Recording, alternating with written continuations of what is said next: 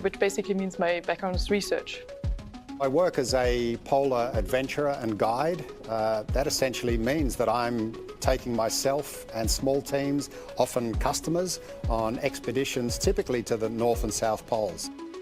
I have dreaming about space stuff for quite some time, and even as young as in my teenagers, I spent so much time follow the missions, trying to calculate the orbit, trajectory, and pay very close attention, like what's going on different online forums. As a kid, I actually spent 5 years learning how to walk again and how to reuse my motor skills, like learning to walk, learning to run, learning to jump. And in that time period, I became space obsessed, and they were photographing the planet in 3D. I thought that was really cool. Project that tied me most to space was leading a student satellite project, which was my heart and soul. It is funny because I'm going to launch before the satellite. So I look forward to seeing it come after me, I guess. Looking back historically at how we all came together, we had this polar connection. We all have a connection to an archipelago of islands that is set in the Arctic Ocean called Svalbard. I spent quite some time on Svalbard, the northernmost city or town one can live in and work from. Every crew have a certain connection to Svalbard. Yannicka currently lives there, Chun has been there, Rabia and Chun have both joined me on expeditions there. So we kind of have this connective tissue, if you like. But it so happens that we're all bringing things into this mission that are critical. We will be doing something that is quintessential to humans, and that is seeing things with our own eyes. Yeah, the From-to mission is like my baby. I planned and designed everything. I make a proposal. I think this is one of my life goals. Such a talented and unique crew. And right now, our recovery ship Shannon is on station, standing by to recover Dragon. And Dragon is on an ascending track on its way to rendezvous with Shannon right now. And we are getting ready to, on the recovery ship, here for in a minute. Voici une montre connectée. Comme toutes les montres connectées, elle peut compter vos pas et traquer vos objectifs. À votre manière. On your screen is actually the Dragon tracker, and you can actually see where the From-to crew is right now, getting ready to splash down in the Pacific Ocean this morning. So we are getting ready on the recovery ship today.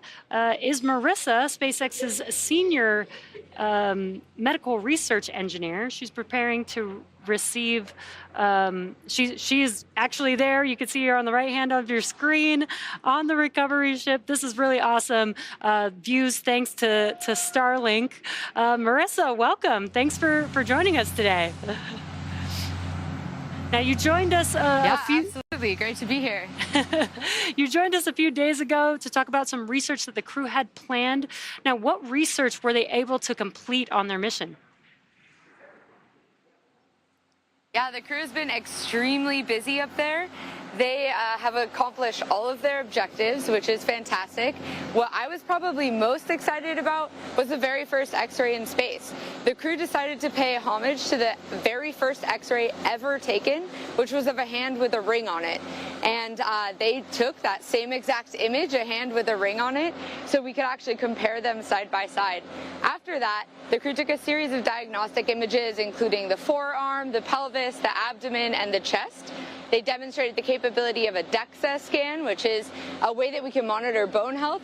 And then finally, they took some pictures of electronics showing that we can use this as a diagnostic tool to understand what's wrong with hardware without having to pull it apart. So very successful first demonstration of the very first X-ray machine in space. That is so awesome. I love that they gave an ode to the very first X-ray ever taken. In the launch program, you also shared some of the exercise-related research that they plan to do. How did that go? Yeah, the exercise went great. We demonstrated blood flow restriction, which is the way to make exercise a bit more effective. But my favorite thing that we did with exercise was actually a demonstration where we asked the crew members to do their own experiment. So we said, you guys are the ones in microgravity, we're only here on Earth, here's your hardware, here's some exercise bands, you tell us what works. And we let them kind of play and explore, and I can't wait to chat with them when they come back to tell us what they learned. That's awesome that they were able to experiment with their own exercise routines. I would love to hear what they were able to do. But they do have one last big piece of research ahead of them. Dragon, as you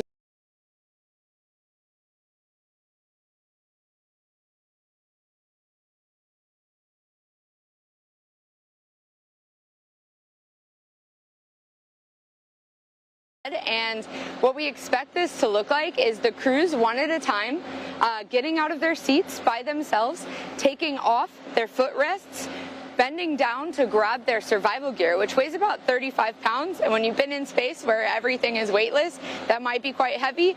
Get it out of the hatch, take themselves out of the hatch, and walk down the hallway to resume their nominal medical health checks.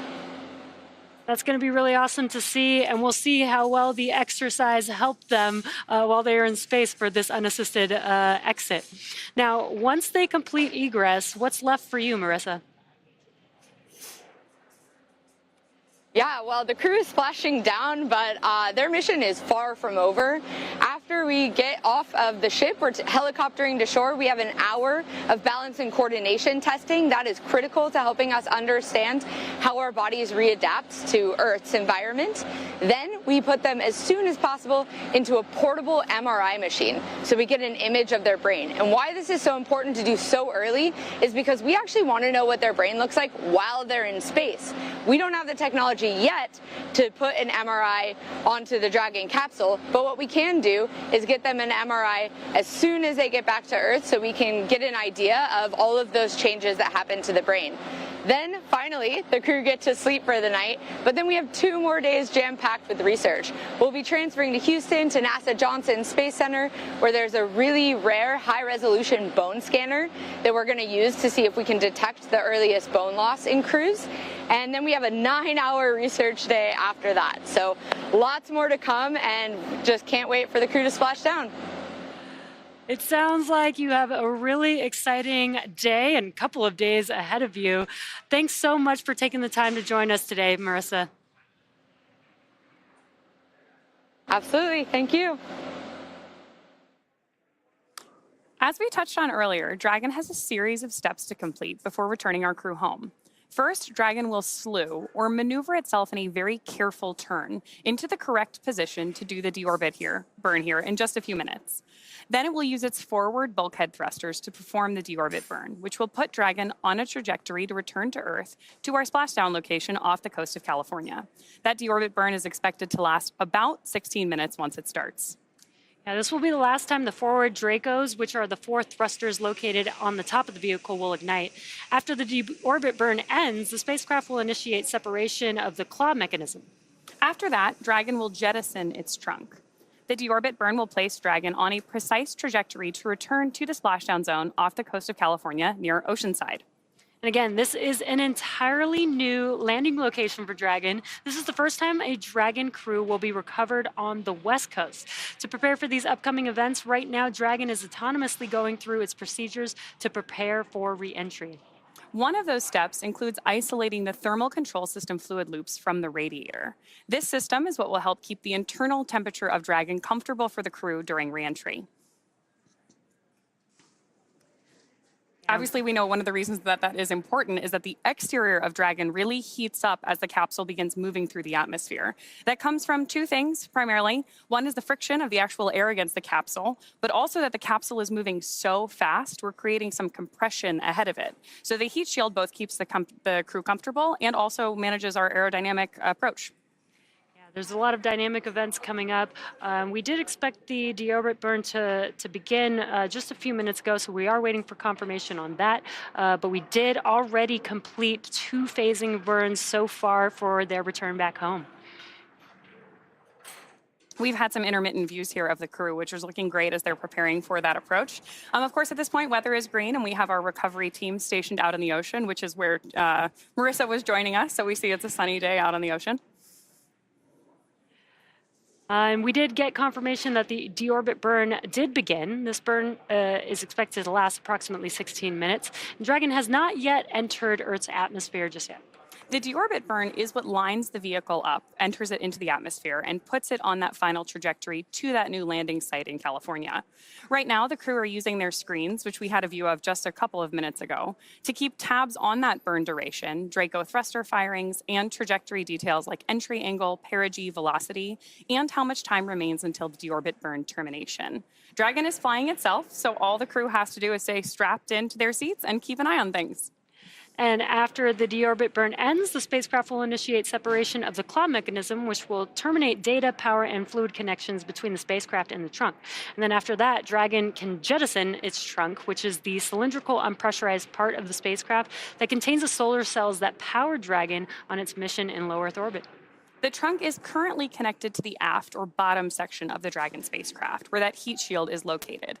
So in order to expose the heat shield and get the vehicle ready for atmospheric reentry, we'll jettison or kind of kick off the trunk. Claw separation and trunk separation will happen quite quickly after the deorbit burn ends, just about a minute apart from one another.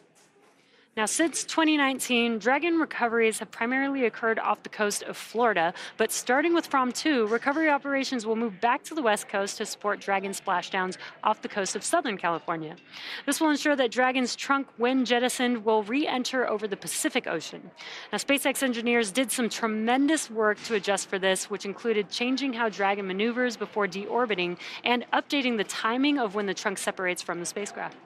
On previous Dragon missions that returned to Florida, the first step in the process involved Dragon performing a slew to maneuver itself sideways.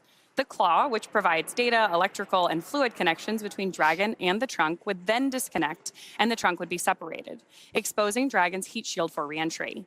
Dragon then slewed to its deorbit attitude, with its nose pointing in the direction of travel in preparation for the deorbit burn, using the 4 forward bulkhead Draco thrusters, which you've got a good view of the configuration of Dragon on your screen right there. Then after the deorbit burn, Dragon would close its nose cone and maneuver it into a heat shield first position, or the reentry attitude. Dragon then re-entered the atmosphere, deployed its parachutes, and splashed down at the selected site. But now, Dragon will perform the deorbit burn while the trunk is still attached, ensuring its disposal over the open ocean on the same trajectory Dragon is traveling. Starting with From 2, today, Dragon will first slew to the deorbit attitude with the nose pointed in the direction of travel. Dragon will use its forward bulkhead thrusters to perform the deorbit burn, which will last about 16 minutes, as we've been mentioning. And then the deorbit burn is what will line Dragon up for re-entry into Earth's atmosphere. Then after the deorbit burn, Dragon will disconnect from the trunk. The trunk will be jettisoned while Dragon's nose is pointed toward where we're going. This ensures that the trunk will move away from Dragon, trailing behind it. And that, of course, means that the trunk will be moving slower than Dragon and won't recontact with the capsule after separation. After that, the nose cone will cover the forward bulkhead thrusters and the cupola observation window that's been giving us those great views we've been seeing on X, helping to protect the crew during re-entry. Once the nose cone is closed, Dragon will slew or maneuver to that re-entry attitude like we've described a couple of times here, heat shield first. And during re-entry, we will have an expected loss of communications with Dragon for about 6 minutes as Dragon passes back into the Earth's atmosphere.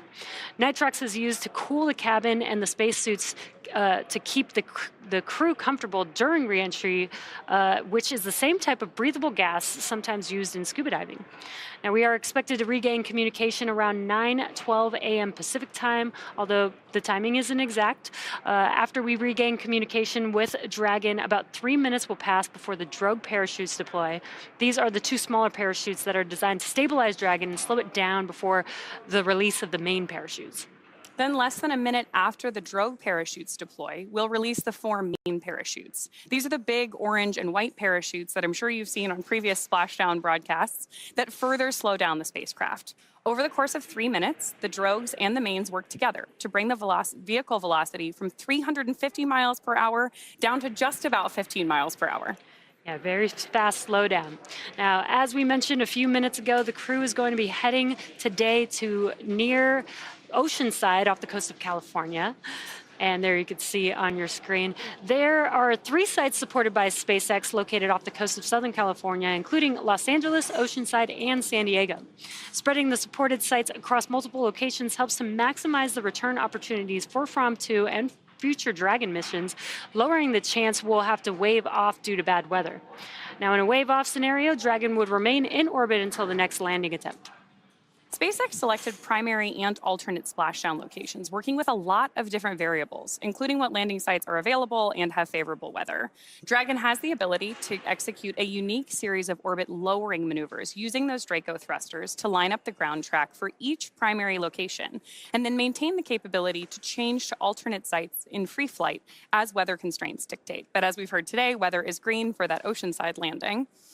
At certain milestones during the mission, the SpaceX team evaluates the forecasted weather conditions at the primary and alternate splashdown sites to make that go, no-go call for splashdown and recovery.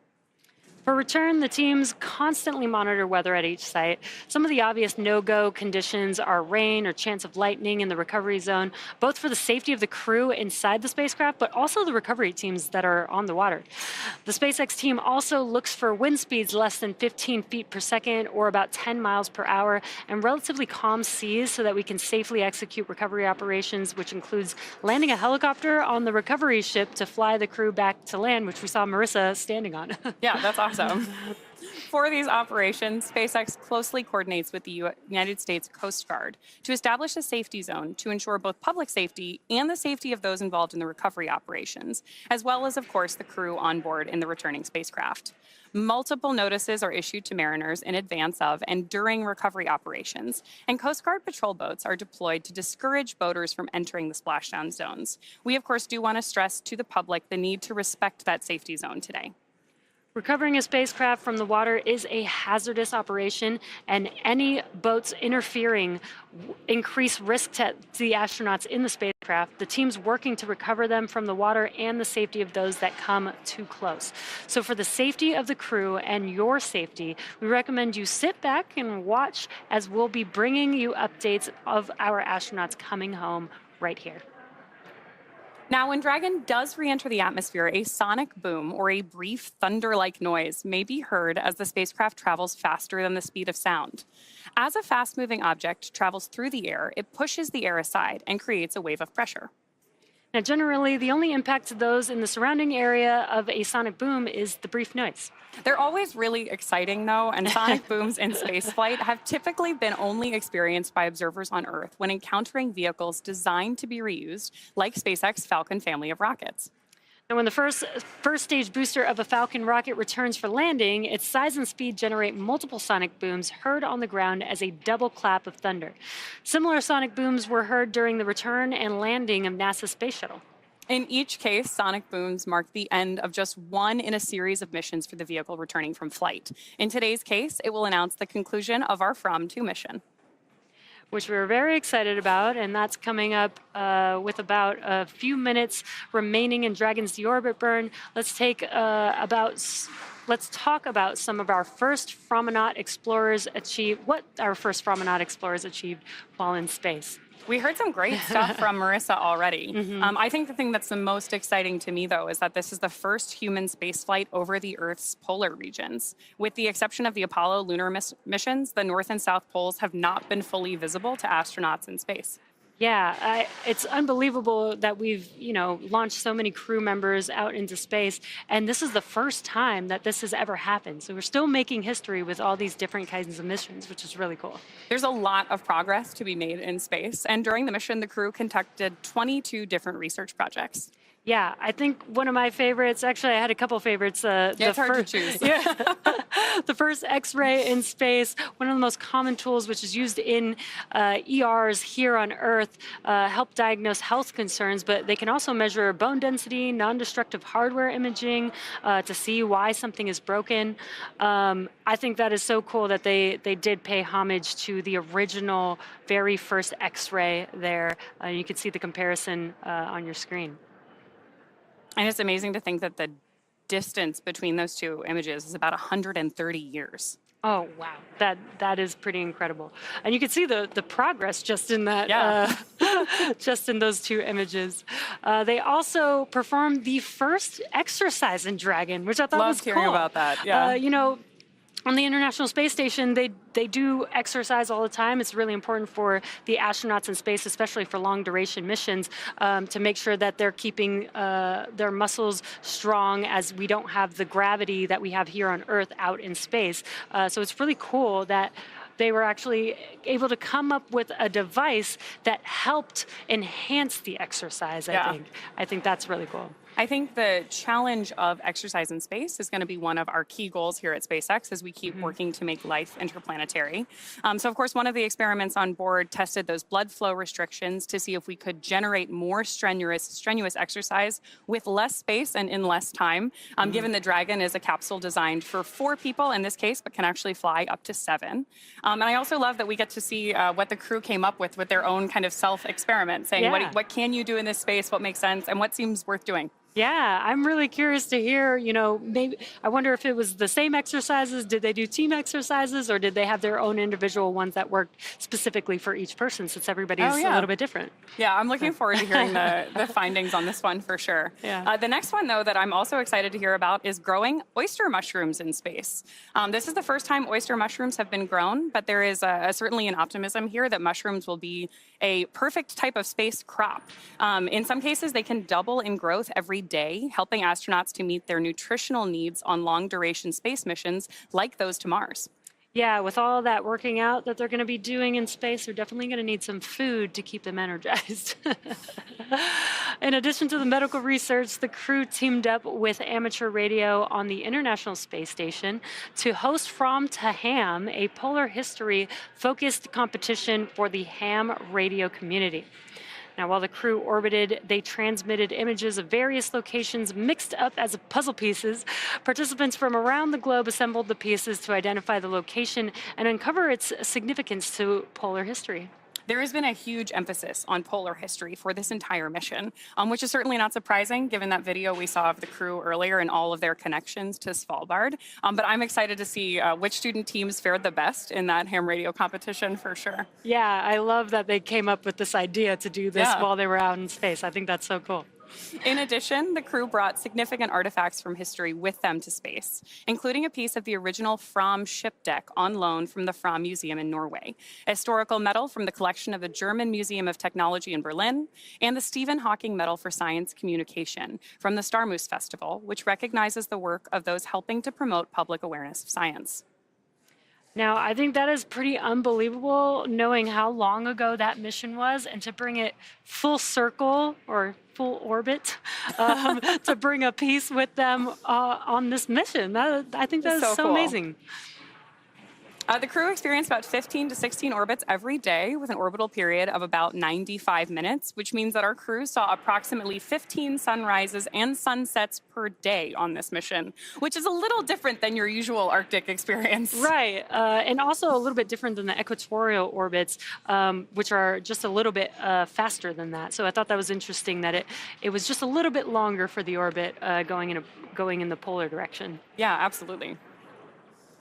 Now, the 16 Draco thrusters used to orient the spacecraft during the mission, including apogee, perigee maneuvers, orbit adjustment, and attitude control. There's a lot of thrusters on the Dragon vehicle that are, help them throughout the mission, but especially for them coming home, helping orient the vehicle in the directions that we need for jettisoning the trunk, as well as orienting towards the re-entry zone when they come back down to Earth. Yeah, absolutely. And of course, Dragon is doing all of this autonomously. Mm-hmm. We know that our crew is strapped in and keeping an eye on things, but Dragon really does fly itself. Each of those Draco thrusters produces 90 pounds of force in the vacuum of space, which is, if you've been following along with prior webcasts, not nearly as powerful as the MVAC engine on board Stage 2, but they're doing really different things. The Draco thrusters are doing these fine-tuned kind of attitude adjustment maneuvers and obviously our deorbit burn,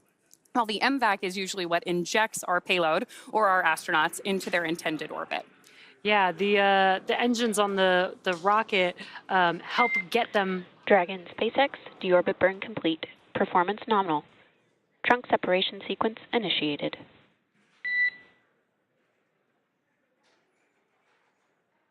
Dragon copy.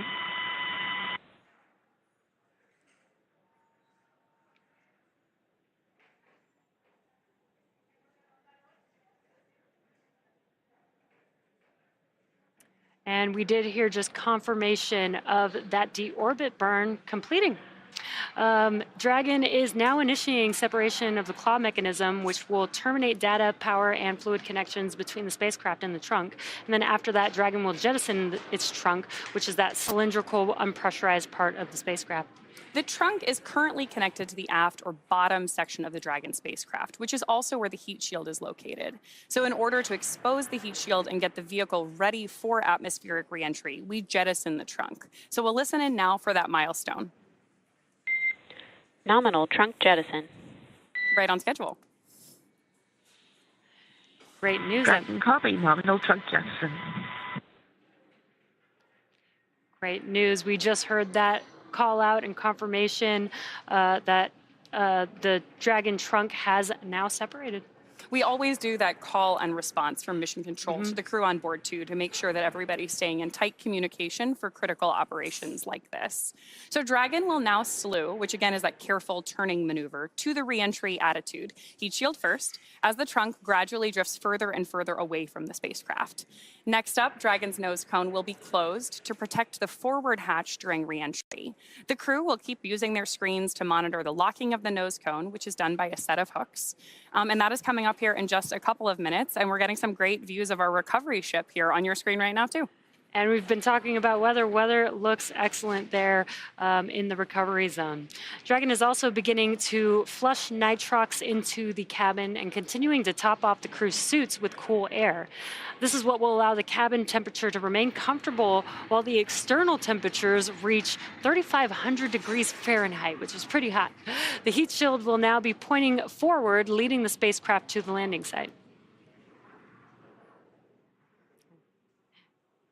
These views are so incredible. Again, that is our recovery ship Shannon with the recovery team.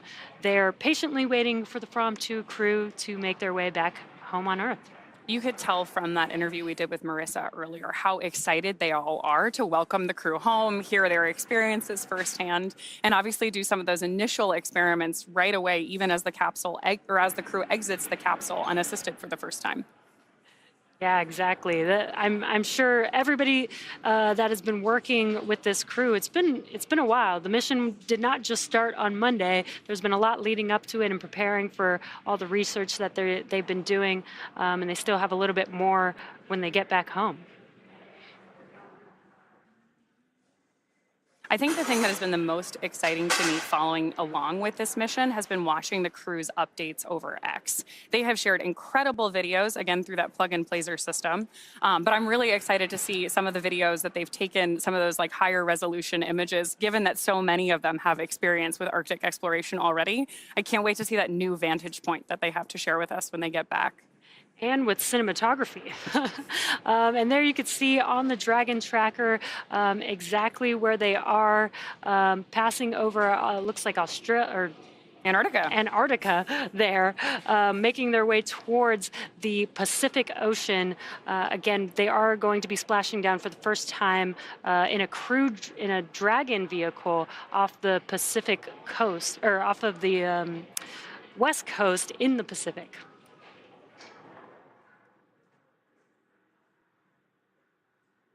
And I love that we have some daytime views, because this looks amazing. I can't wait to see what Dragon looks like when it's coming through, back through the atmosphere and landing in a beautiful morning here in Southern California.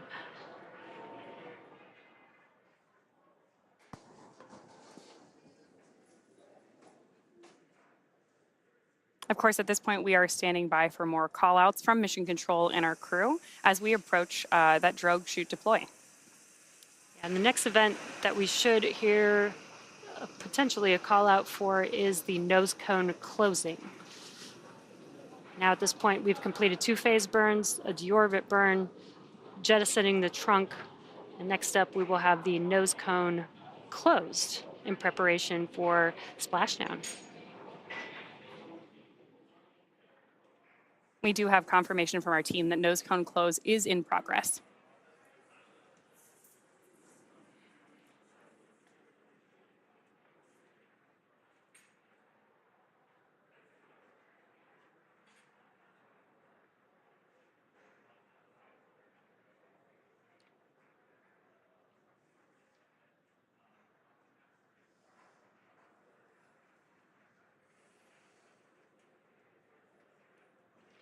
If you're just now joining us, you are tuning into the From-To mission, preparing for the From-To crew to splash down for the first time in a Dragon vehicle on the West Coast in the Pacific Ocean. So if you've seen a splashdown before, typically it's potentially in the Gulf of Mexico or on the Atlantic side of the Florida Panhandle. But today we have the From-To crew splashing down in the Pacific Ocean. That's the view that you got there on your screen. All of SpaceX's recovery ships have been carefully tailored to our fleet of vehicle operations. So the one on your screen has been specifically designed to recover capsules from the water. Water entry helps us in a lot of different ways as we prepare for that splashdown. And this is a ship called Shannon, which is one of our key ascent milestones for our Dragon astronauts. So it's kind of a cool toast to the way all these vehicles are working together in any given operation and all the way around the Earth. And what you're seeing on your screen is a view of Mission Control here in Hawthorne, California. We've got a crew of engineers monitoring Dragon. They've been monitoring Dragon from the beginning of their mission all the way to splashdown, and they are also patiently waiting for the crew to make their way back home. Speaking of the beginning, here in Hawthorne, California, right behind us over here is actually the first Dragon that ever orbited the Earth. So it's wild to think that we've gone all the way from the first Dragon ever to this first polar orbiting mission with the From-To crew today. Yeah, we've definitely come a very long way with the advancements, especially in reusability, which I think is incredible. Dragon was designed from the very beginning to carry people, even though our first mission was only a cargo mission. And it's really been interesting to see Dragon's progress, both as the first private vehicle to dock with the International Space Station, first all-civilian crew. Now, of course, we've done several other missions to the ISS, both for private customers as well as for NASA astronauts. And then our free flyer missions like From-To today. Yeah, and you mentioned designed from the beginning to fly people. The Dragon that you were mentioning behind us actually does have windows on it. Yeah. The windows are a little bit different. We have increased the size so that the crew can get a very nice view. And we did get some really cool video clips of the crew looking out the window and showing us some really awesome views from their vantage point while they were in orbit. I also have a quick correction to what I said earlier. Shannon, the recovery vessel is named after Shannon Walker, not the recovery location. But it's cool. We're still connected to lots of different historical milestones within the space community. Of course, right now we are standing by for confirmation that nose cone closure is complete. That's one of our next critical milestones to protect their crew as we prepare for that full re-entry and splashdown.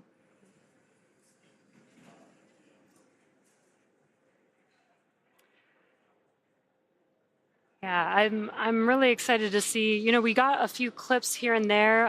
It was really cool that Chun was actually able to keep posting during his entire mission. I was definitely following along, but I'm really excited to see all of the video that they were able to take of the research that they were doing. Right.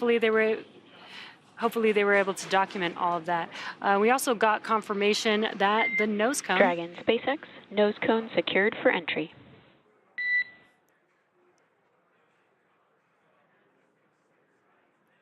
SpaceX Dragon, copy. There we've got that confirmation of closure. That's great. Perfect timing. Next up, we'll be entering a communications blackout, which you mentioned earlier. This is going to last about 6 minutes. Now, that should begin in about 18 minutes from now.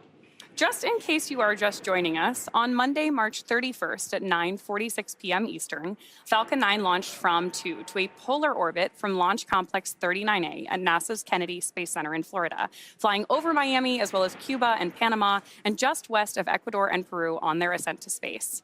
In fact, the crew had a great time flying over LC-39A on flight day 3. Let's take a look. I can see our launch pad from here. Oh. Do you see it? Yeah, Key West. Yeah, but see our launch pad, Chun. Okay, so a little video of around the See our launch pad. Yes, yes. So you know the big exercise devices on the ISS. We're just a very light. This is our launch pad. Oh my God. And two bungees. How cool is that?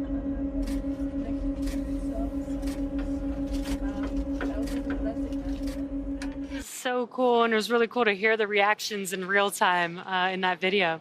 Dragon successfully separated from Dragon SpaceX for entry sequence. Report when ready to copy.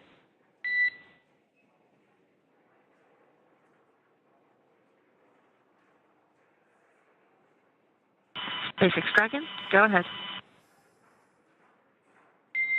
Okay, Yannicka, I've got a COM blackout start time of 1606. COM blackout end time of 1613. How copy?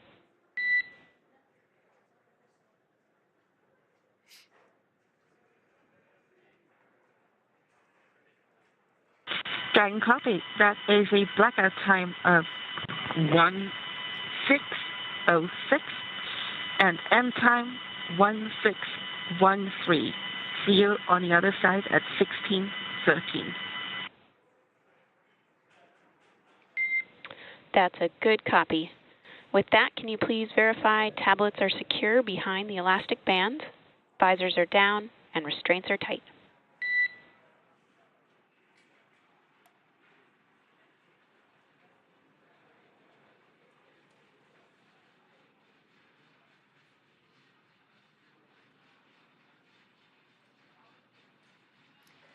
Now, we just heard that call out that we are expecting to have that blackout period that's going to last about 6 minutes at 9:06 p.m. Pacific time. And so we should expect confirmation of communication again around 9:12, 9:13 a.m. Pacific time. And the crew is preparing for that blackout period.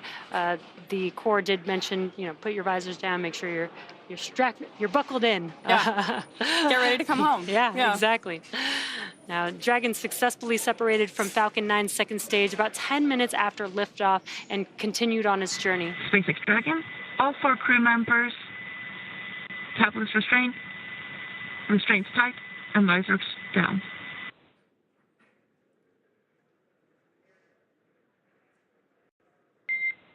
SpaceX copies.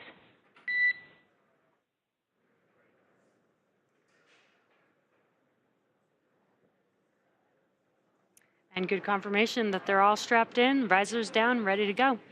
Over the last 4 days, the crew have been flying over Earth in a 90-degree circular orbit, passing over the poles about every 46 minutes and 40 seconds, all while conducting research to help advance long-duration space exploration.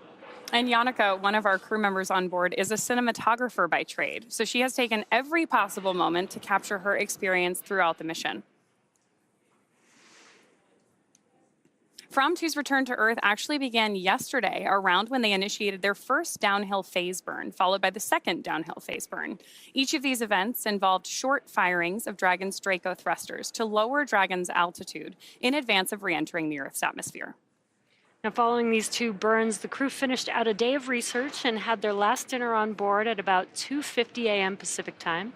And just before 6 a.m. Pacific time today, the crew donned their spacesuits and made their final cabin preparations before they began the last series of operations prior to splashdown. Before our Fromenauts left on their journey, we had a chance to hear what they had planned to do in space, so let's take a look.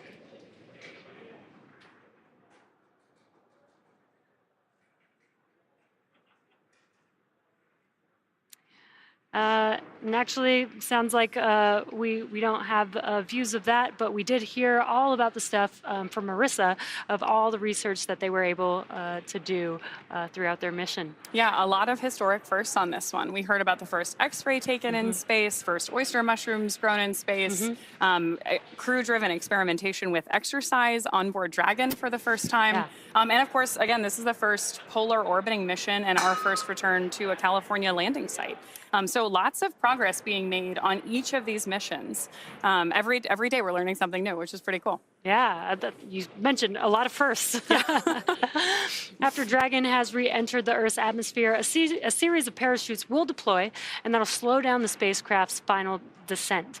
Now, first will be the 2 drogue chutes, followed by the 4 main chutes to guide Dragon to its first contact with Earth since launching on March 31st. Dragon will automatically deploy these parachutes when different pressure and positioning sensors on the spacecraft detect that they're at the right speed and altitude. Now, as a reminder, we won't have the same ground station coverage on the West Coast that we have on the East Coast, so don't expect to have all of the same views of Dragon during re-entry and landing that we're used to, but we will still have some, including great drone footage from the recovery vessel.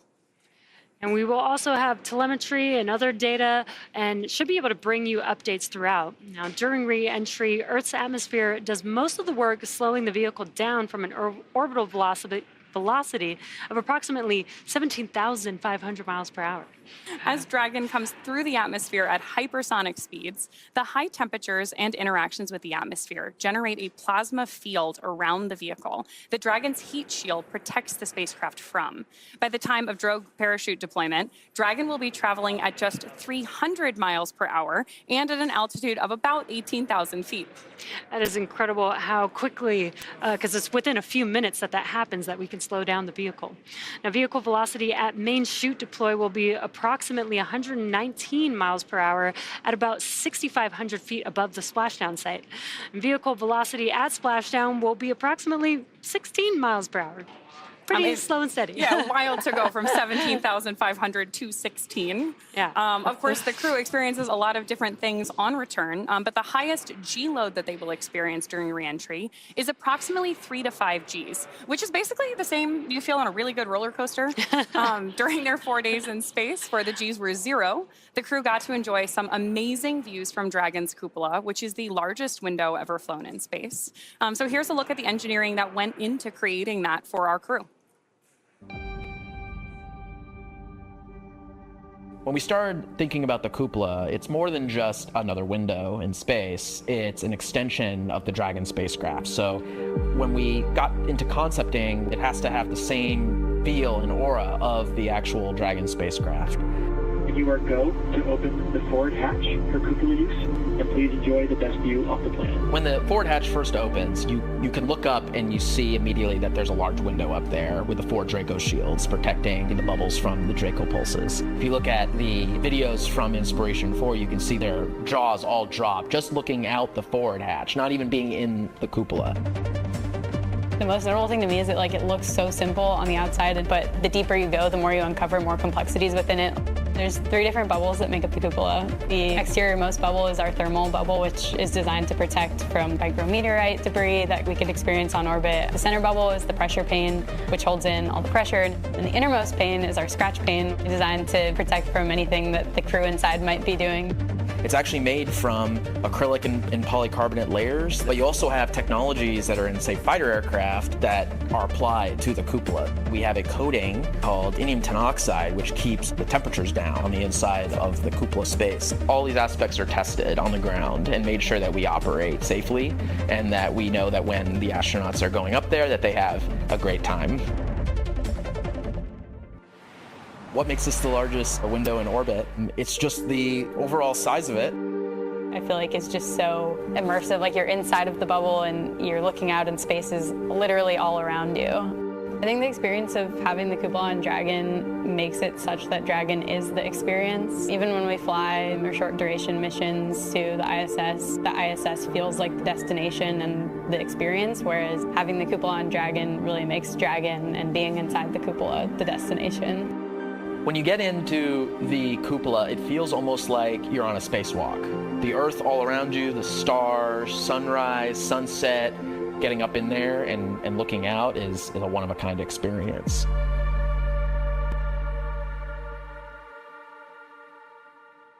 Dragon's primary heat shield is comprised of Pika 3.0, which stands for Phenolic Impregnated Carbon Ablator. First generation Pika was first developed by NASA for studying and sampling comets within our solar system.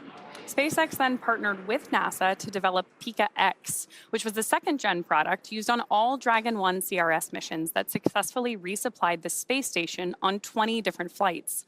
Pika 3.0 was developed specifically for use on Dragon 2 crew and cargo, with enhanced structural and thermal properties that optimized the heat shield and drove down both cost and mass. The remainder of the Dragon spacecraft is composed primarily of a SpaceX proprietary ablative material. It's another class of thermal protection which is lighter weight versus Pika and protects the underlying composite structure during re-entry to ensure structural capabilities are maintained. While Dragon will experience temperatures well over 3,000 degrees Fahrenheit during peak re-entry conditions, the characteristics of the thermal protection systems, coupled with the environmental cooling and life support system in the pressurized interior, should ensure that the crew will stay cool and comfortable during all phases of re-entry through splashdown. And I think that's very important because 3,500 degrees Fahrenheit is pretty hot. We actually heard Sarah in the launch program talk about, Sarah and Anna talk about the almost like different colors that you see with the plasma building around it. So hopefully the From 2 crew will get to see something cool like that. Now we also have our space suits that are custom designed for each of the crew members. We do 3D print the space suit helmet, and there you can see the suit. They are flame resistant. They have a flame resistant outer layer, as well as hearing protection during ascent and re-entry, as those are very loud dynamic events. The spacesuit is really an extension of the spacecraft, as it's built, just to protect the crew just as much as the capsule itself. We obviously heard call-outs earlier that our crew was preparing by pulling their visors down. They really do that full suit up for any dynamic phase of flight. So for our From 2 crew, that has been both launch and our re-entry going on today. So right now, of course, Dragon is decreasing in its altitude as it gets closer and closer to the Pacific Ocean. But deorbit did not begin today. It actually began with 2 phasing burns, the first of which was on Friday. Yeah. We've got a great view on your screen right now of where Dragon is on its trajectory right there off the coast of California. Yeah, they're getting very, very close, just a few minutes away from splashdown, really. And you can, of course, continue to follow the crew's progress with that trajectory in the upper right-hand corner of your screen. Once we reach about 100 kilometers in altitude, we will begin our entry interface, and the crew and both the capsule will begin to feel the effects of Earth's atmosphere, which are primarily lift and drag. We'll also begin flushing the nitrox into the cabin, like you mentioned earlier, topping off the suits to keep our astronauts cool. And of course, our heat shield at that point is pointing forward towards our landing site. And we are expecting that blackout period to come up here to start in about a minute or so. And actually, it sounds like we got confirmation that we are currently in the blackout period. This is going to last about 6 minutes. Again, the reason why this is happening is because the vehicle has plasma building up all around it, which prevents us from having comms with the vehicle. But it only lasts about 6 minutes as the vehicle is re-entering the Earth's atmosphere. Once we get back into the atmosphere, that plasma clears up, and it won't be so hot anymore.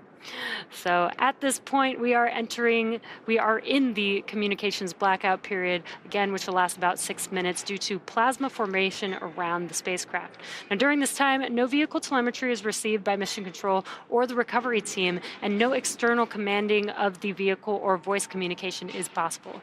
But as a reminder, Dragon is designed to fly itself and continues to autonomously use those Draco thrusters to orient itself during re-entry. During re-entry, the vehicle will be slowing down from an orbital velocity, which is roughly 17,500 miles per hour, all the way down to our target splashdown velocity, which is about 15 miles per hour. The top temperature Dragon is experiencing upon re-entry happens during this plasma phase, and it is nearly 3,500 degrees Fahrenheit. Our From-2 astronauts returning home are Mission Commander Chun Wang, Vehicle Commander Janneke Mikkelsen, Mission Specialist and Medical Officer Eric Phillips, and Mission Pilot Rabia Roga. Just in case you are just joining us, we are wrapping up a mission that began on Monday, March 31st at 9:46 p.m. Eastern Time when Falcon 9 launched our From-2 crew to a polar orbit from NASA Launch Complex 39A from Kennedy Space Center in Florida. Dragon successfully separated from Falcon 9's second stage about 10 minutes after liftoff and continued on its planned polar journey. Since then, the crew has been flying over Earth's polar regions while conducting loads of research to help advance long-duration space exploration and our understanding of human health in space. And they have been uploading some great updates and visuals from space, like the clips we were showing earlier and like the clips that Mission Commander Chun Wang has been posting on X. We have also seen some incredible views from Dragon's onboard cameras, like this one from the vantage point looking at the cupola from outside of the spacecraft.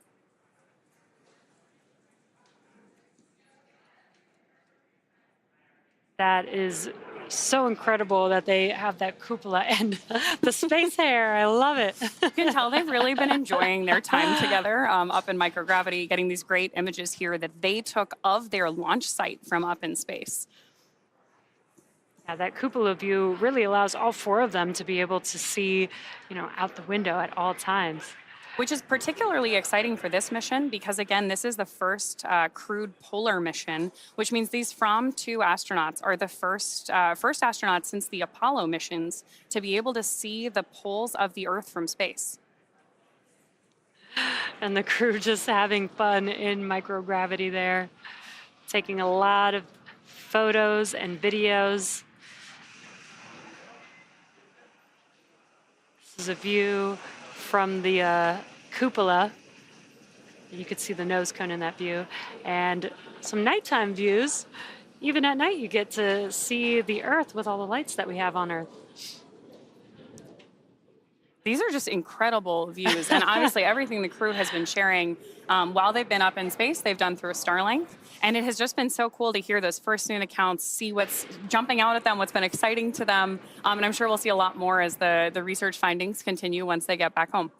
Yeah, what I think is so cool is that they've been able to post live while they're in space, thanks to Starlink being on board Dragon. Yeah, talk to their families, video chat. We saw some great shots earlier of someone actually video chatting with somebody back on Earth. I just think that's an amazing, amazing leap forward for crewed spaceflight. Yeah, we talk about it all the time. We are trying to, explore space, but also how do we make space and all the exploration a little bit more closer to home on Earth? And we've got the Starlink communications to enable that. We had X-ray being brought on board, which helps with health and any emergency situations, but also research. It's really incredible how close we're starting to make the space environment closer to what it is like on home. Besides, we don't have gravity up there. Yeah, it's been cool to see the SpaceX research program kind of take Earth to space, right? Like, how do we plan for food and exercise and all these things that will help us continue to explore space and ultimately make life multiplanetary? Yeah, we only have really a limited time while the crew is out in space, so it's really great to see the amount of progress that you're able to make. And From-2 has only been on this mission for just a few days, and they've been able to do 22 research experiments. That's a lot of research and data that they can advance. And of course, we're getting views on your screen right now, our first views of the capsule on its way back to Earth. We've got a lot more trajectory information on the screen right now, so you can continue to follow along as Dragon makes its way back toward its splashdown site, which, again, just in case you're joining us a little bit later in the program, today we are splashing down off the coast of California instead of off the East Coast, which is what you've probably typically seen if you've joined us for crew recoveries in the past. Today we're targeting a touchdown just off the coast of Oceanside here in California. Yeah, and we are expected to splash down at 9:18 a.m. Pacific time, and we are still currently in the blackout comms period, but we are expecting to come out of that any minute now. And this is the recovery zone where the vehicle will be splashing down with the recovery ship Shannon patiently waiting, as well as a couple fast boats there. A part of the recovery team. They'll first meet Dragon once it splashes down, make sure that the vehicle is safe, and then begin the recovery operations. One of the next major milestones we're standing by for on board Dragon is the deploy of our drogue chutes. We have 2 sets of parachutes on board Dragon during reentry. The first are the drogues. We deploy those when the capsule, which we're getting great initial views on your screen. You said it earlier, but the fact that we've got these daytime views is great. So like I said, we're standing by for that drogue chute deploy. That will happen when Dragon is moving at about 350 miles per hour. Those chutes are designed specifically to be deployed. Dragon, SpaceX, comm check.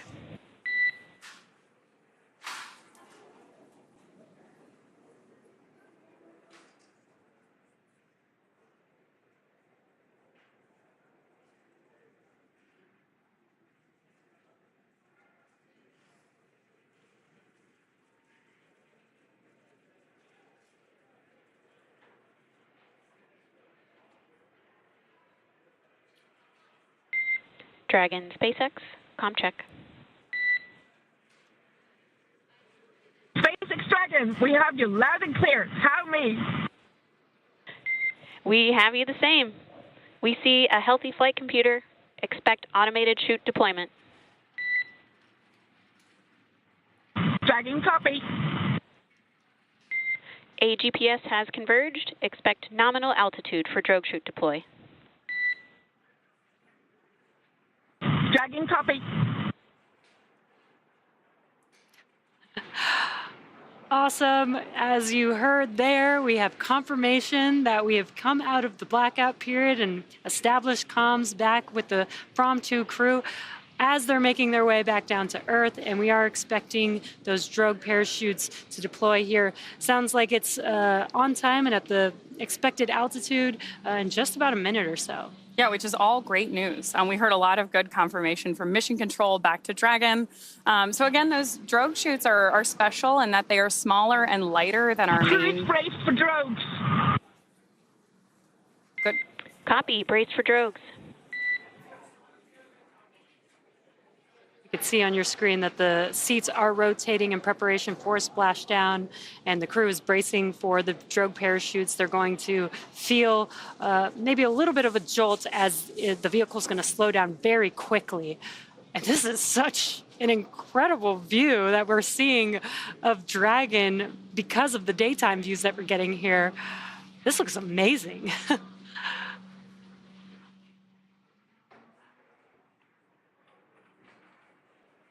So just ahead of the call out for drogue chute deployment, Dragon will autonomously safe the propulsion system on board and then deploy those drogue parachutes, which we just see on your screen right now. I can't get over these views today. And of course right now... Visual on 2 healthy drogues. Good news there from Mission Control. Copy, we see the same. 2 healthy drogues. And good response from our crew. This is a view on board Dragon, looking at the drogues. SpaceX Dragon, crew brace for mains. Copy, brace for mains. We are expecting the main parachutes to deploy here in under a minute or so.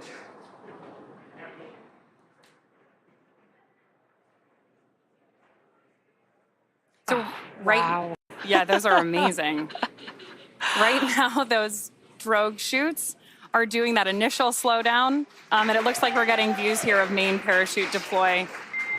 We see visual on 4 healthy mains. SpaceX Dragon, we see the same. 4 healthy mains. And you can see that the main parachutes have deployed. They are expanding. Once they're fully expanded, they are going to slow the vehicle down all the way to about 16 miles per hour, right in time for splashing down into the Pacific Ocean today. Right now, Dragon has saved all propulsion systems on board. 1,000. Copy, 1,000 meters.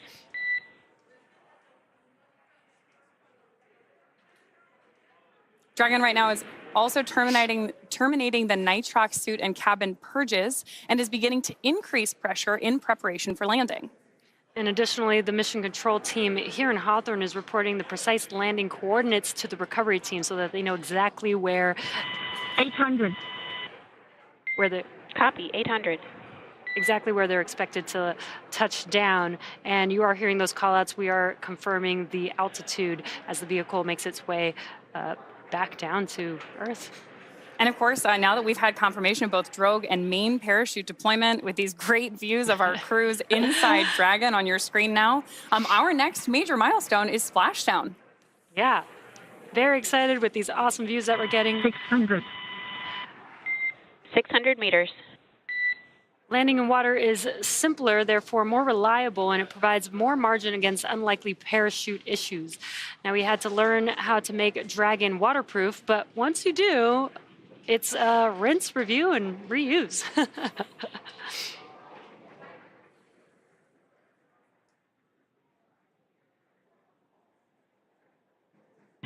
400. Copy, 400.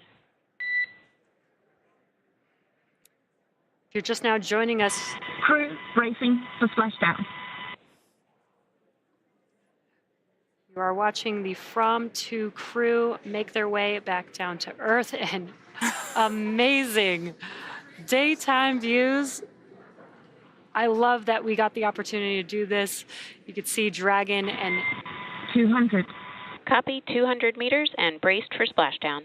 inside of that Dragon capsule are the 4 From-To crew members about to splash down here in just a few seconds.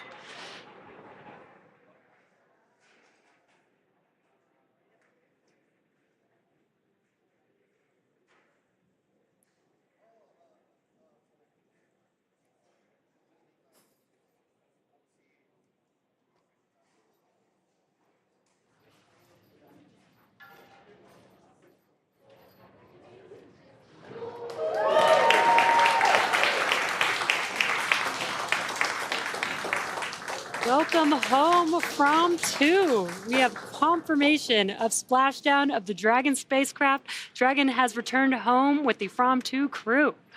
The SpaceX recovery ship and team have been waiting for Dragon splashdown, and they will now start making their way to the splashdown location. Our teams have been ready and waiting for this return about 3 nautical miles away. So it's going to take them about 30 minutes to make their way to Dragon. That was incredible. Dragon, stable 1. Copy, stable 1. We see main chutes cut. On behalf of SpaceX, welcome home.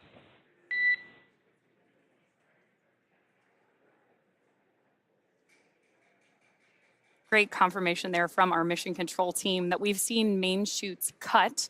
We do that to make sure that those main parachutes, once the capsule is safely back in the water, don't pick up any wind or drag the capsule.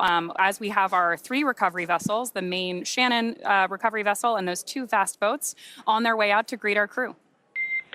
System safety verifications are in progress. We'll report back when recovery personnel are en route.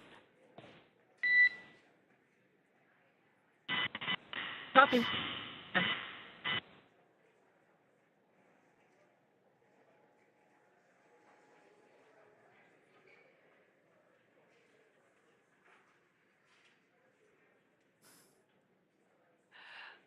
Pretty up-close view of the Dragon spacecraft.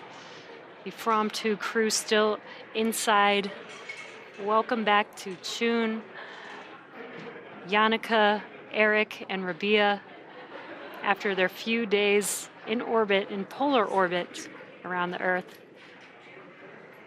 Very excited to have them back home. They're actually not done with their research experiments. They do have one more coming up, which will be exiting the Dragon capsule unassisted. Now, we have done this before, just not in Dragon, so this will be a great experiment to have for ending their 4-day mission in space. This crew really has contributed to a tremendous number of experiments. They did 22 while on orbit, contributing to a lot of firsts, as well as continuing some longitudinal studies that have been in work for quite some time.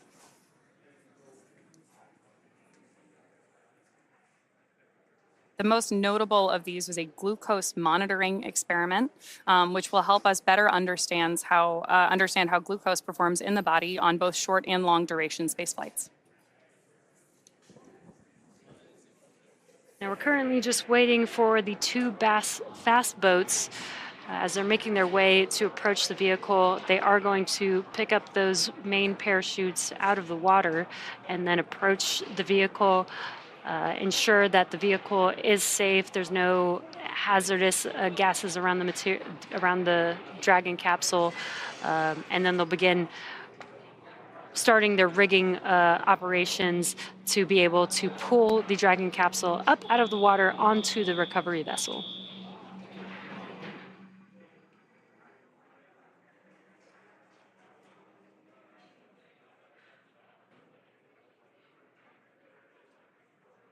Right now, our From-2 astronauts are safely inside Dragon as we await for those recovery teams to arrive. Again, they have been stationed about 3 nautical miles away. And then during our final descent, our team was locking in on the precise GPS coordinates of Dragon on landing to communicate that to those recovery teams.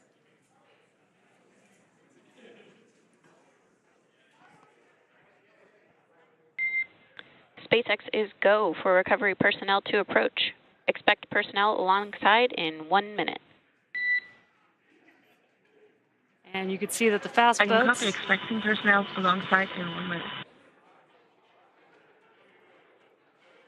There you can see that the fast boats are now approaching. Hence the word fast. That was pretty quick.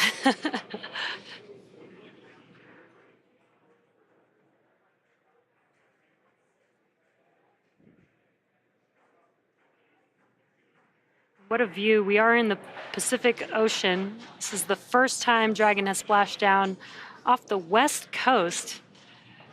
It's so awesome that we got daytime views of this moment here. Now the recovery team is approaching the Dragon capsule. As I mentioned earlier, they are going to try and make sure that the vehicle is safe before they begin additional recovery operations. At this point, Dragon has already autonomously completed several steps to safe itself following splashdown.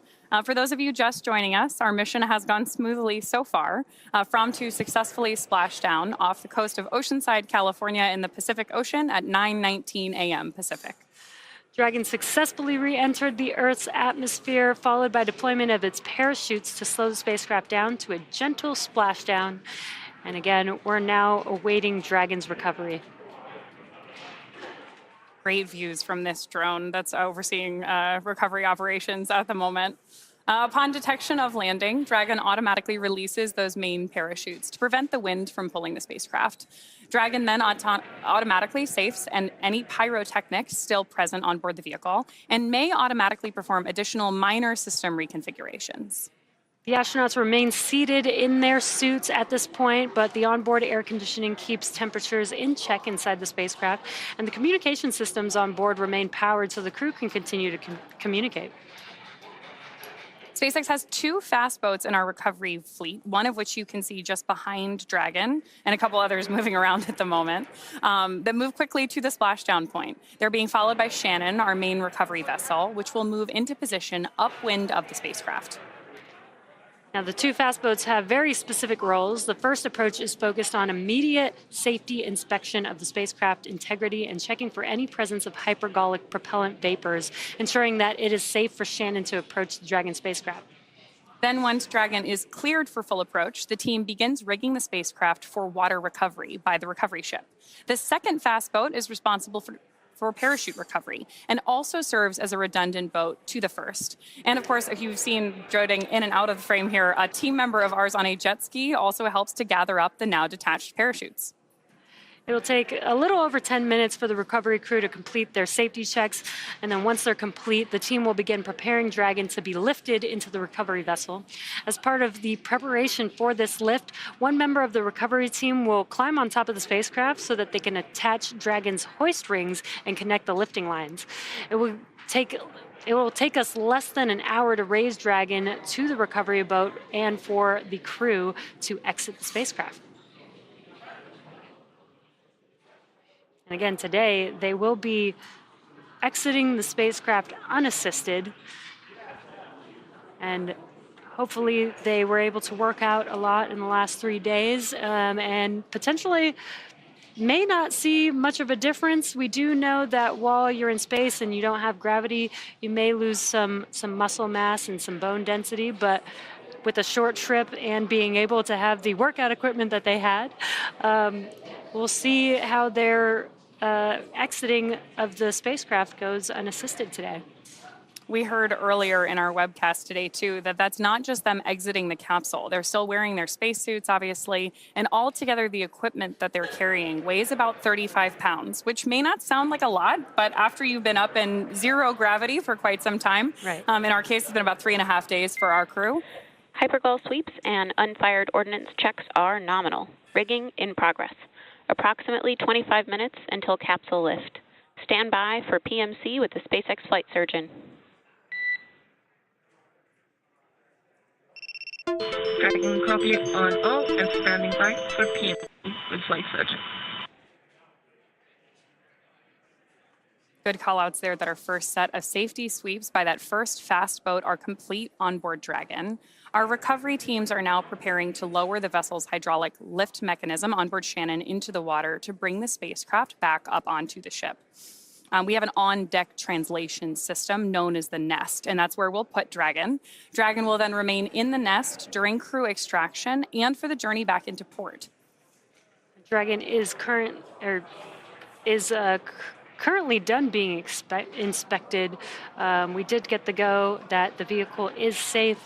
And you can see there on your screen the recovery team member on board Dragon attaching some lifting rings and hoists in preparation for that lift.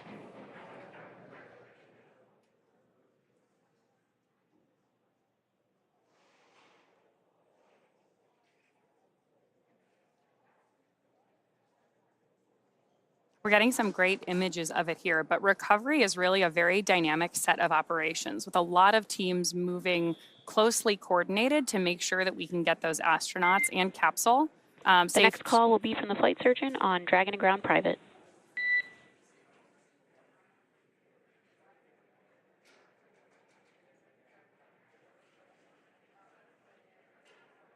Little more communication there from our core to our crew on board about what to expect. And obviously our teams are continuing to work here to make sure everyone is as safe as possible. And you heard that call out that they're going to be talking on a private net. That's because they're performing medical checks with the crew to see how they're doing, how they're feeling, make sure that they're feeling okay after, again, that was a lot of dynamic events that were happening that they experienced coming back through the Earth's atmosphere. So just want to make sure that the crew is feeling okay and checking in with them. Right now we have images on your screen of that first fast boat beginning to connect some of the lift rigging to the top of the Dragon capsule.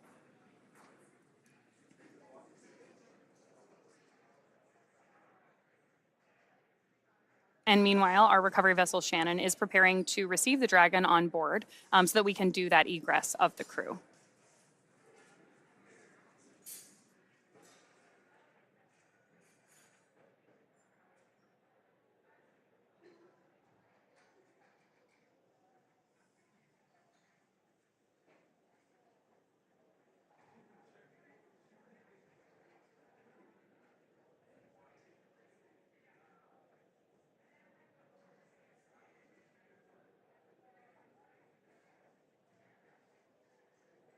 Once again, if you're just now joining us, you are tuned in to the Splashdown program as From 2 has made their way back down to Earth.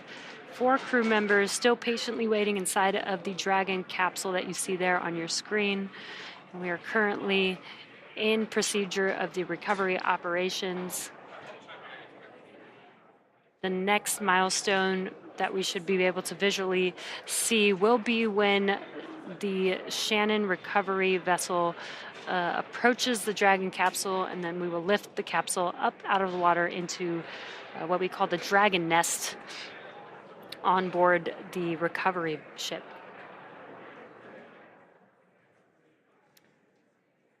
And as a reminder, we typically have previously splashed down in the Gulf and off the coast of Florida. But today, we splashed down off the west coast in the Pacific Ocean for the very first time in Dragon.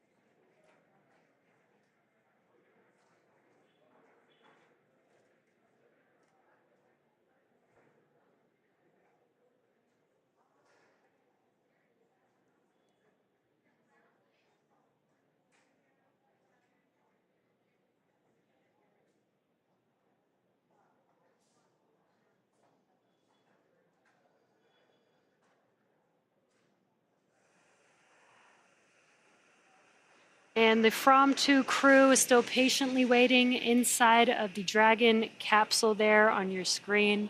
We have Mission Commander Chun Wang, Vehicle Commander Yannicka Mick Nicholson, excuse me, our Mission Specialist Eric Phillips, and Mission Pilot Rabia Roga, completing their 4-day mission in polar orbit. Our crew actually all met together in Svalbard, which is something that our commander, Chun Wang, shared on X while they were up in space. All of them have deep ties. Dragon SpaceX, comm check.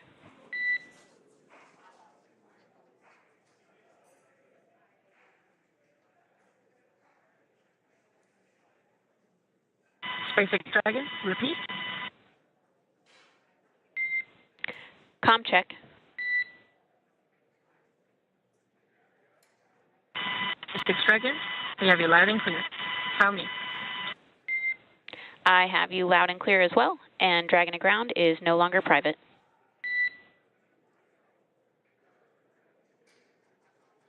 Dragon copy. Some additional communication there between our crew and Mission Control here in Hawthorne, California.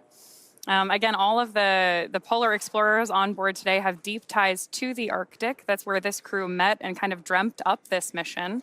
And now we are currently waiting for their exit from the capsule, returning as the first polar explorers from space.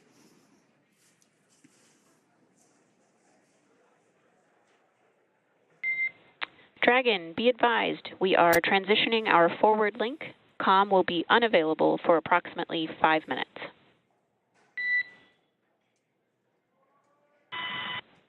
Dragon copy on comm available for approximately 5 minutes.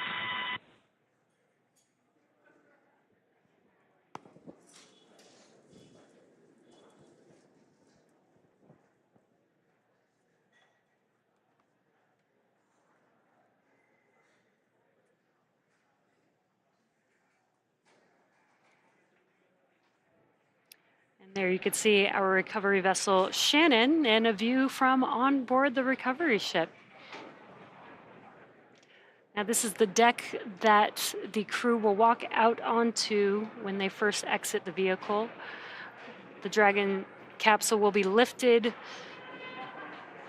at the end of the vehicle, or the recovery vessel there, into the Dragon nest, and then it'll translate forward, and there you can see the Dragon nest a little bit better there. It'll translate forward to that deck where the recovery team can open the hatch and allow the crew to exit the capsule.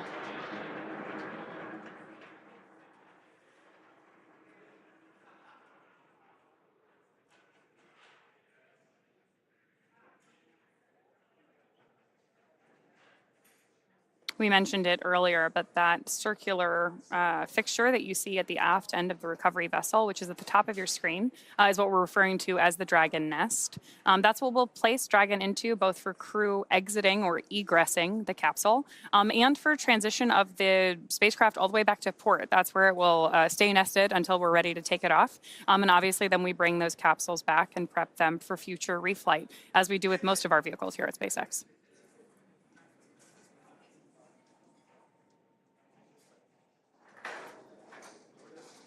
Yeah, this capsule actually flew 3 times prior to the From-2 crew.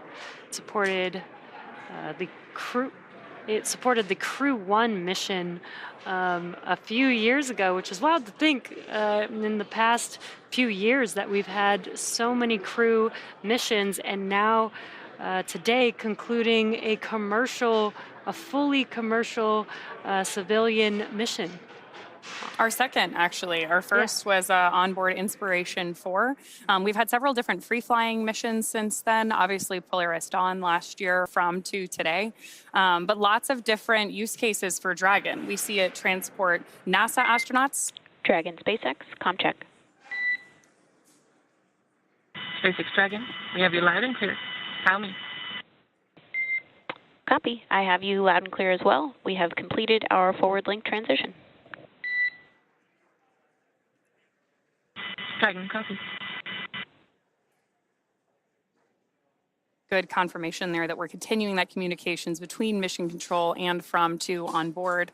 And again, we were just talking about the many different use cases for Dragon, whether it's flying NASA crew members to the International Space Station, these private first-of-their-kind free flyer missions, or taking cargo up to the ISS as well. Yeah, it's really cool to see kind of how this Dragon capsule has expanded through each one of the missions. Its first launch being with Crew 1 had the docking adapter on that with the ISS, and then the second flight was actually Inspiration 4 with the cupola, the third flight with Polaris Dawn with the Skywalker hardware, and then back to From-2 with the cupola again with some of the coolest views. So. And again, that cupola is the large domed window on the top side of Dragon. We've had it covered in the shots that we've seen of Dragon because we closed the nose cone prior to reentry. But that cupola is the largest window ever flown in space, which has enabled a lot of these great views for our crew and photos and videos that they've been sharing with us. Yeah, and I can't wait to see more. I know that they've been taking some really awesome video and cinematography with the experience of especially Yannicka on board. And a great view there, Dragon getting very close to being lifted onto our recovery vessel Shannon in the Pacific Ocean today.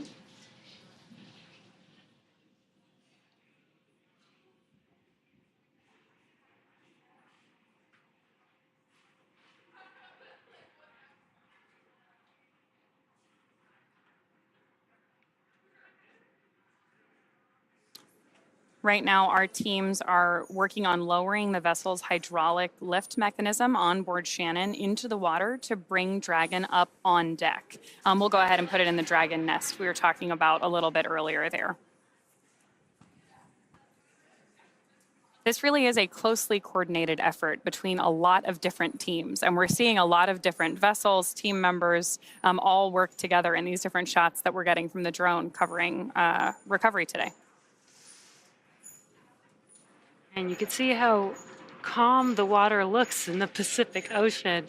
That is one of the weather factors that we do monitor for a crew splashdown. And it looks very calm. Weather looks great, blue skies. I'm sure the crew will be happy to step out for the first time, get their first breath of fresh air from the Pacific Ocean and see some blue skies. Yeah, their first experience back on Earth since they launched on March 31st from Kennedy Space Center in Florida. Our crew took off from LC-39A, which is also a historic launch pad in many ways, and is the one that we most often launch from for our crewed missions here at SpaceX.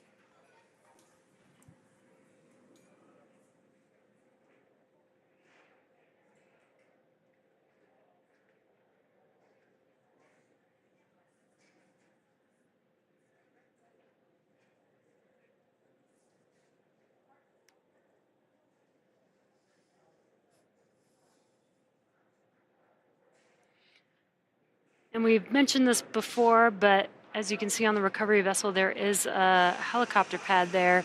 And that was what Marissa was standing on when we were talking with her earlier through Starlink. But the crew will be lifted on to the ship on the capsule. They'll exit in a great view there of the nest that the capsule will be lifted and set onto. And once they complete some medical checks, they will actually get on a helicopter that will land on that helicopter pad on top of the ship and take them back to land a little bit faster than being on the ship. Dragon SpaceX, rigging complete, approximately 5 minutes until capsule lift. Dragon copy, 5 minutes until capsule lift. Request to bring cameras back on board.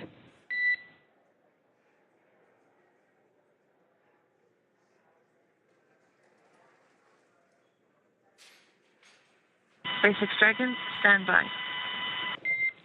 Copy, standing by. One other note, please be advised the ground team is working to clear the insufficient O2 for full depress caution from your board. Dragon copy.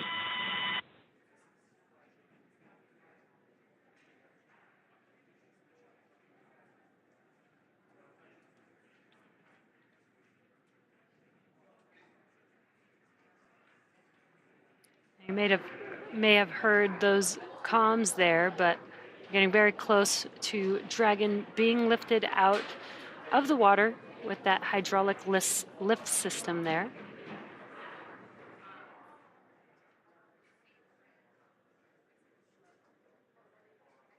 Very cool to get a chance to see this recovery vessel at work, too. There are a lot of different ground and water-based support systems that go into every launch and recovery. Brace for capsule lift.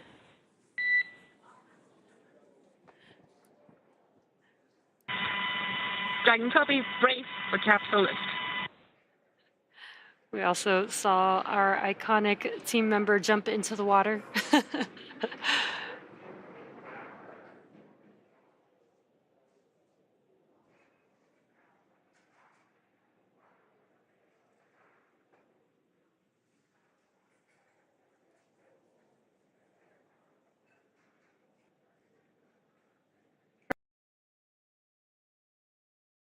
Set of the Dragon capsule being lifted out of the water and will be gently placed on that Dragon nest that you see there.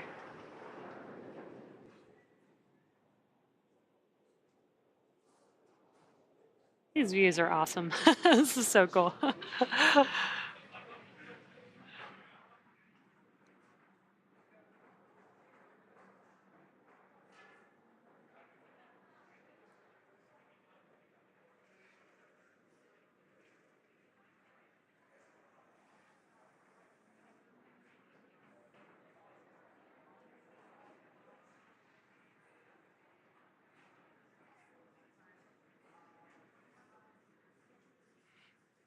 In case you are... SpaceX Dragon, still requesting to stand by on cameras internal. No problem. Cameras will remain external. Some more communication there between our crew and mission control.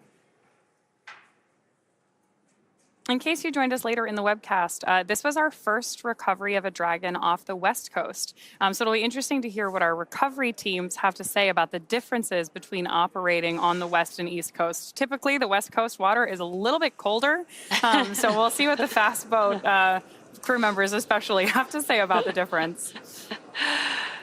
Yeah, hopefully with the warmer, sunny weather, it was a little bit warmer in the water for them. Yeah, we had beautiful days, beautiful daytime views today of Dragon's recovery. We did splash down just off the coast of Oceanside, California, but we narrowed that selection down from 3 possible landing sites along the west coast today. And all of that was decided in part by weather, but a lot of other different variables. Dragon, go for cameras internal. Copy. Taking cameras internal.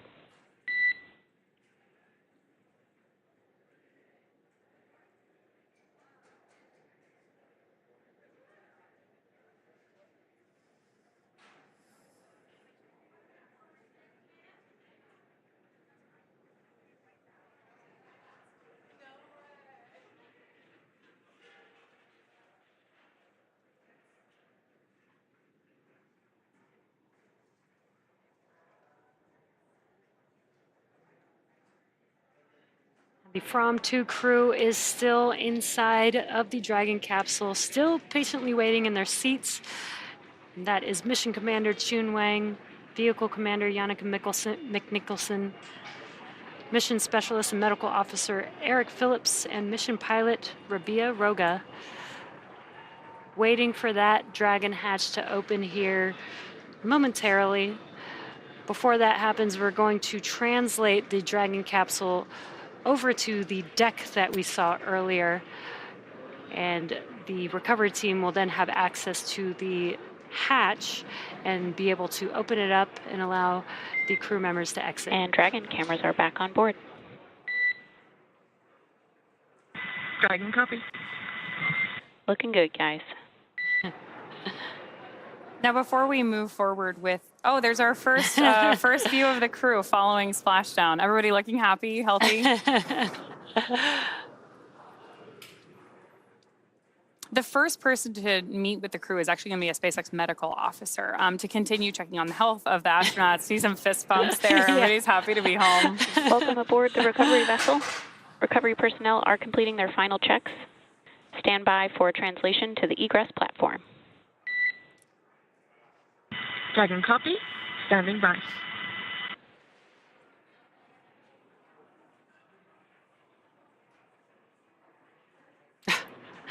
That's so awesome to see them so connected with each other and excited, holding hands as they, are completing the final steps of their mission, which is not quite over yet. Exiting the capsule is a part of their research. So they've got one more step to go before this mission is complete.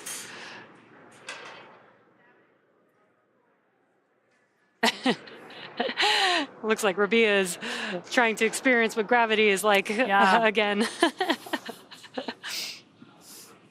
It'll be great to hear their description of having been up in space, given the wide variety of backgrounds that they brought to this mission. Right. Right now, we are standing by for translation of the Dragon up to the deck before opening the hatch on board Dragon. Before opening the hatch, the space cabin pressure needs to be equalized with the outside environment, so we may hear some chatter about that as well.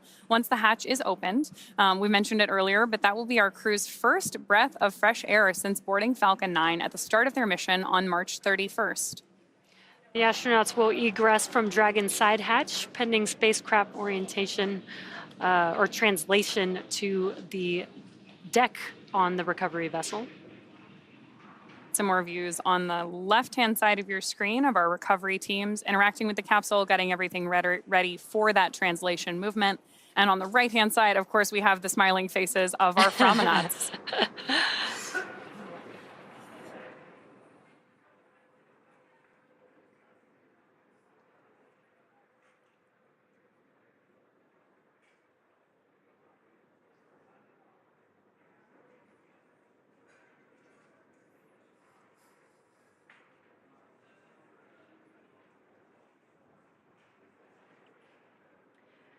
And if you're looking at the right hand of your screen, from left to right, we have Mission Specialist and Medical Officer Eric Phillips. And then in the seat maybe a little bit tired from the mission. In the seat next to him is the pilot, Rabia Roga, and then Vehicle Commander Yannicka McNicholson, and Mission Commander Chun Wang, all patiently waiting for the Dragon capsule to translate to the deck, that Dragon hatch to open and take their first breath of fresh air back on Earth in a few days.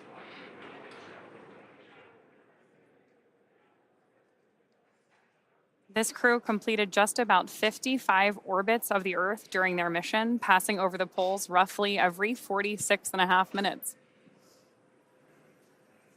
Yeah, and just cool to just get a different perspective of Earth in the polar orbit. No crew has ever orbited that orbit before, which is so awesome that this From-2 crew has made history.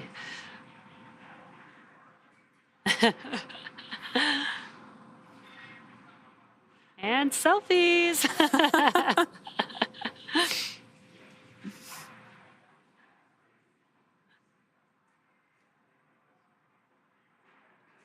And it's cool that Chun is using his phone even with his gloves on. These are gloves that are made to work with displays, and it looks like it still works with your phone. I'm excited to see that picture. Yeah, I know.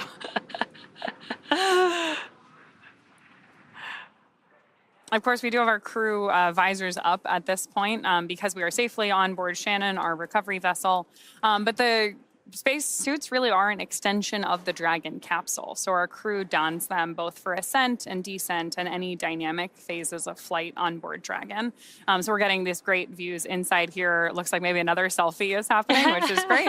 And now that visors are up, we've got great views of all of our crew faces, smiling here, happy to be home. And looks like everybody's doing really well. Yeah. You know, with a mission like this, you definitely have to document every moment.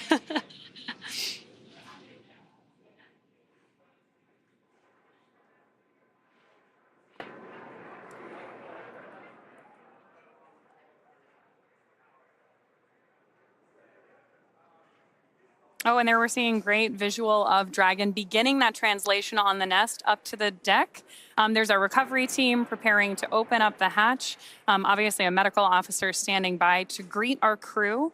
They are going to exit Dragon unassisted today, which again is one of their final experiments as a crew here. This is unique because the crew has been operating in microgravity. So what we're testing here is their coordination and their ability to transmit, or their ability to go from that zero gravity environment back to regular gravity here on Earth while wearing their roughly 35-pound spacesuit. Right, and the reason why we're doing this type of experiment is because when we go and explore places like the Moon and Mars, you might not have a recovery crew there waiting for you to help assist you. So learning and understanding, you know, what happens to your body while you've been out in space for a while, and trying to understand, you know, what may or may not be needed to be able to exit a spacecraft unassisted is extremely important for those type of missions in the future. Dragon SpaceX, stand by for side hatch opening and egress. Dragon copy. Standing by for side hatch opening and egress.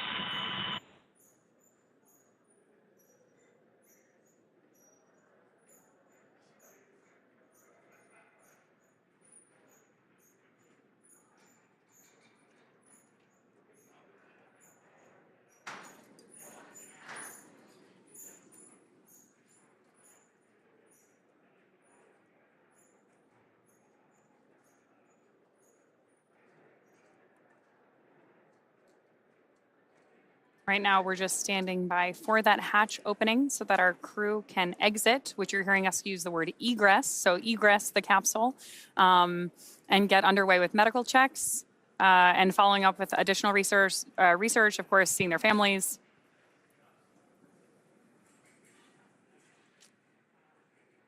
And there's that hatch open.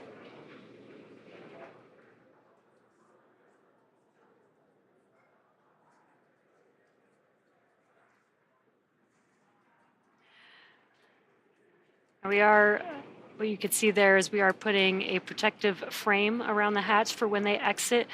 This is important to make sure that we don't damage the suits or the vehicle as they exit the capsule.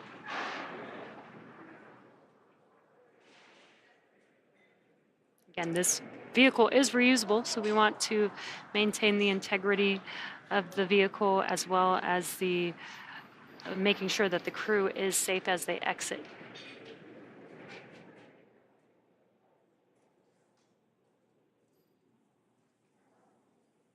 And that specifically covers the seal of the hatch.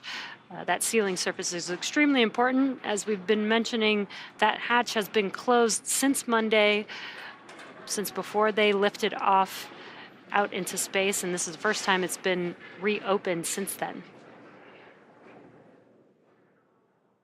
This was this capsule's 4th launch and splashdown. So to your point about keeping an eye on making sure everything stays ready for recovery and reuse, we're looking forward to flying this Dragon again.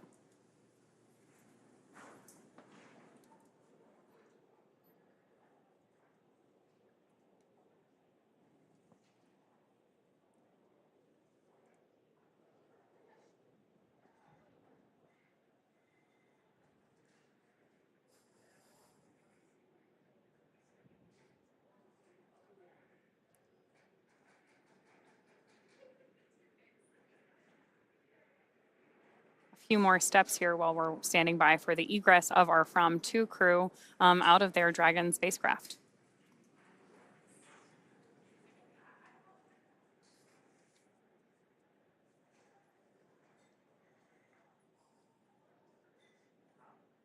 If you're just now joining us, the From-2 crew is made up of Mission Commander Chun Wang, Vehicle Commander Yannicka Nicholson, Mission Specialist and Medical Officer Eric Phillips, as well as Mission Pilot Rabia Roga.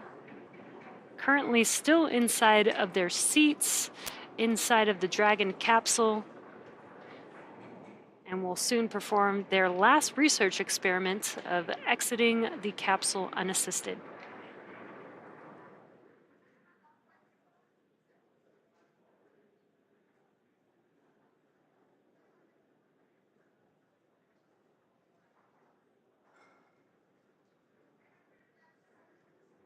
Jesse, as you mentioned, this last exit here is one of our research experiments. So we actually did just see senior scientific research engineer Marissa Rosenberg enter the capsule to talk to the crew to brief this final experiment. She's been working very closely with the crew throughout their preparation for launch on all 26 of these experiments. The SpaceX research program really is geared toward experimentation that supports long-duration spaceflight.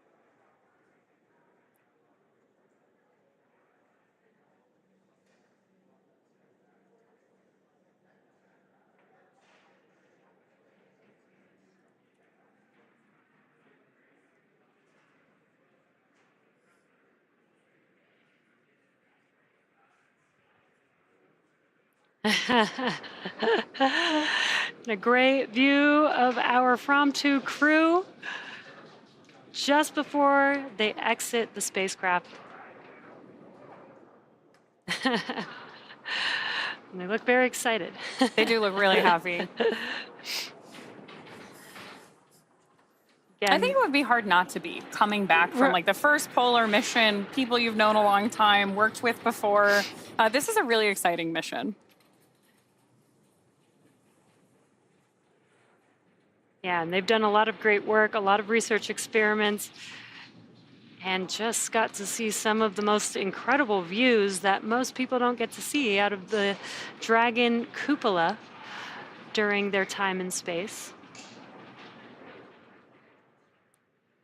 Our commander, Chun Wang, actually said on X in one of his posts from Starlink while they were on board that this trajectory was designed for that reason. They wanted to be able to see the areas that they loved and called home, which people don't usually get to see from the orbits that we usually fly. So that's what really motivated this polar exploration mission.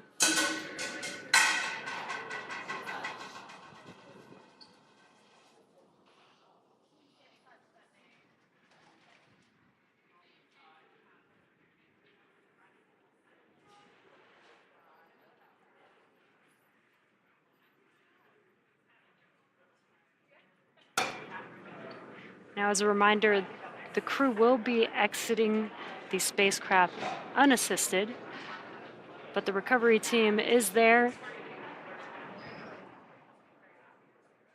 helping to clear some of their belongings there. But they will remove their footrests themselves, get out of their seat themselves, and exit the spacecraft themselves.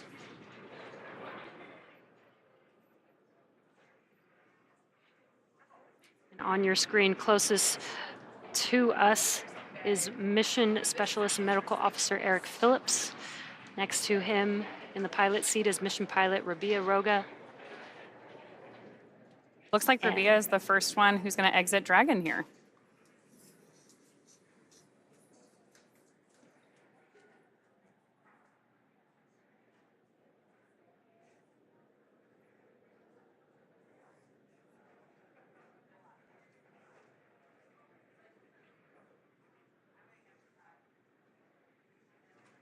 Looks like Rabia was able to pull herself out of her seat, and looks like she's standing there. And removing her footrest of her specific seat.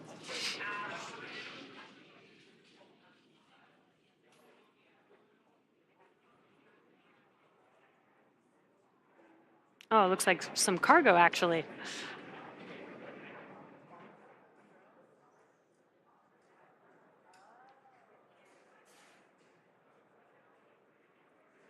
Rabia Roga was our mission pilot for the From-2 crew. It was the first to get up out of her seats and exit the spacecraft.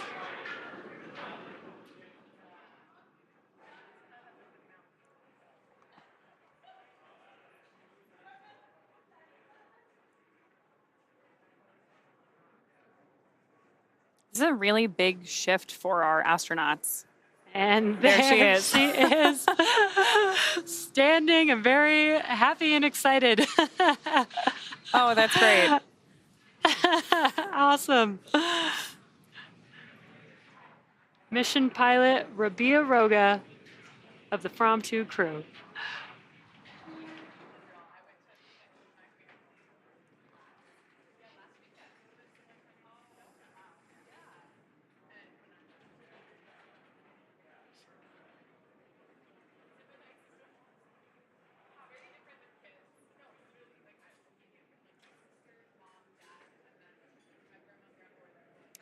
Looks like Eric Phillips is up next.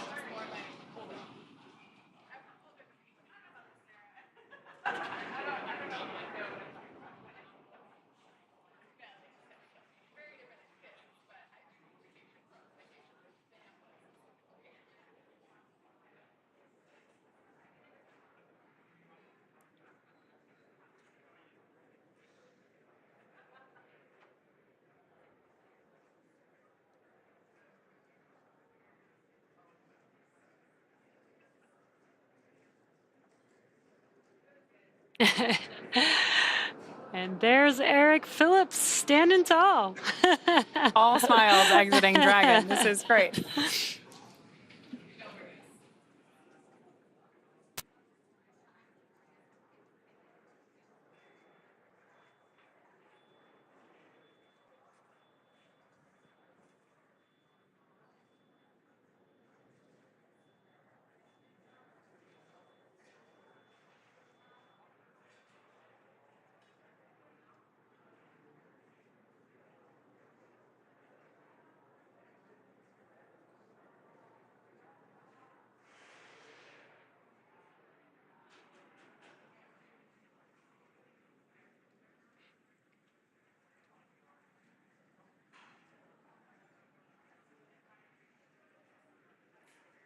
And looks like Vehicle Commander Janneke Mikkelsen is now out of her seat.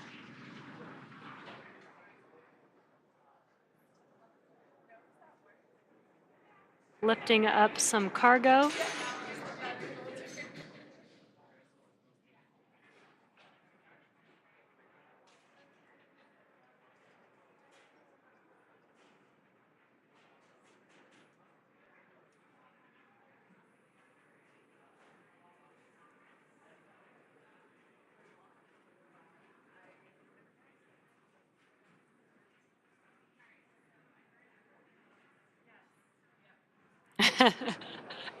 And there she goes.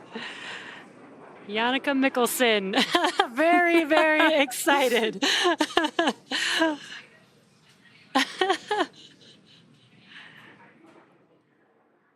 And last but especially not least, Mission Commander Chun Wang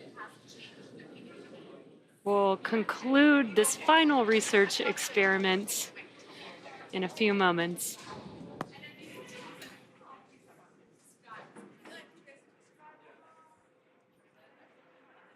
Just in case you're just joining us, the experiment that we're doing right now is watching our crew exit Dragon unassisted. The reason that's important is because when you're up in space operating in microgravity, we see some changes in bone density, muscle strength, even over a short period of time. So we're testing our crew's ability to exit the Dragon spacecraft unassisted, in no small part because in the future, either on the moon or on Mars, we may not have a recovery team there to meet our astronauts. Especially when we go for the first time.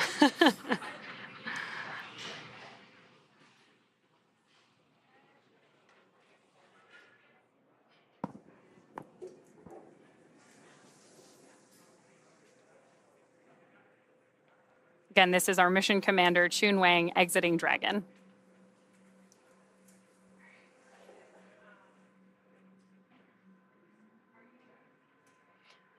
Also reaching for some cargo.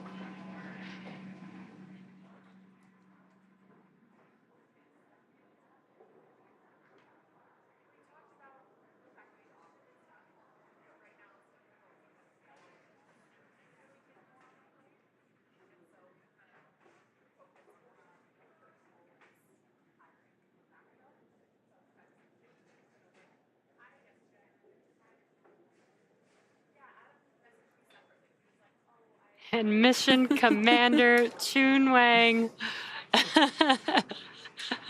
has now exited the spacecraft.